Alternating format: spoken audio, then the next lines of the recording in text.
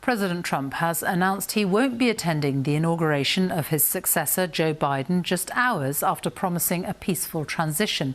He will become the first US president to miss the ceremony in more than 150 years. But Joe Biden said his decision was a good thing, one of the only things they'd ever agreed on. He called President Trump an embarrassment to the country. Our North America editor, John Sopel, reports. The words horse and stable door come to mind as contractors are brought in to erect some proper security around the Capitol Hill complex. So alarmingly and easily breached by the Trump-supporting mob on Wednesday night.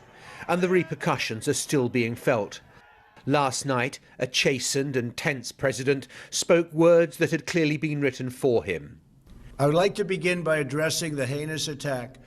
The change of tone and substance in just 24 hours is startling, whiplash-inducing. As they say on school essays, compare and contrast. We're going to walk down to the Capitol.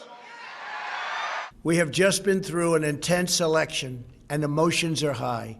But now tempers must be cooled and calm restored. You'll never take back our country with weakness. You have to show strength and you have to be strong. Like all Americans, I am outraged by the violence, lawlessness, and mayhem. The demonstrators who infiltrated the Capitol have defiled the seat of American democracy. So go home. We love you. You're very special. To those who engaged in the acts of violence and destruction, you do not represent our country. We had an election that was stolen from us. It was a landslide election. A new administration will be inaugurated on January 20th. My focus now turns to ensuring a smooth, orderly, and seamless transition of power. This moment calls for healing and reconciliation. But from the reactivated presidential Twitter account today, an unsurprising statement. To all those who've asked, I will not be going to the inauguration on January the 20th.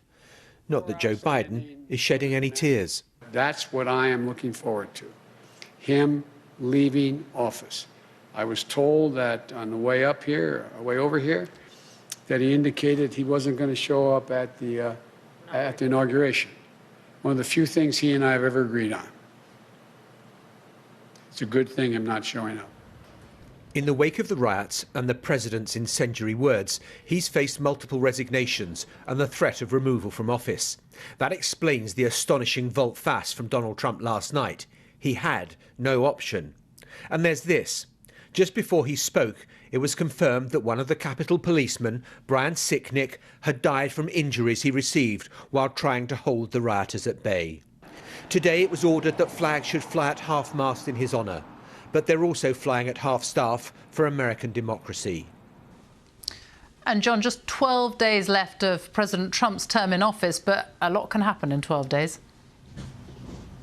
And it's going to be a very long 12 days, because you can see already that the Democrats are planning to draw up articles of impeachment to impeach him a second time in the House. Apparently this is being planned when the raid on the Congress was taking place, and they're going to accuse Donald Trump of intention to cause an insurrection. So that's that. There is also Nancy Pelosi, the Speaker of the House. She has been in touch with the commander of the US military to say the president should be stripped of the nuclear codes because he is not a reliable person. You've got the White House saying that this is going to sow further division. There are Republicans saying he ought to go. So that is the next 12 days. We don't know what Donald Trump might do or say next. Last night he was on auto cue. He might let rip if he's not. And so there's a lot of uncertainty. But let's look at where we are right now, because this has been a week of turbulence in a way that American history has not seen before. Yesterday, 4,000 people died in one day of COVID, the highest single total.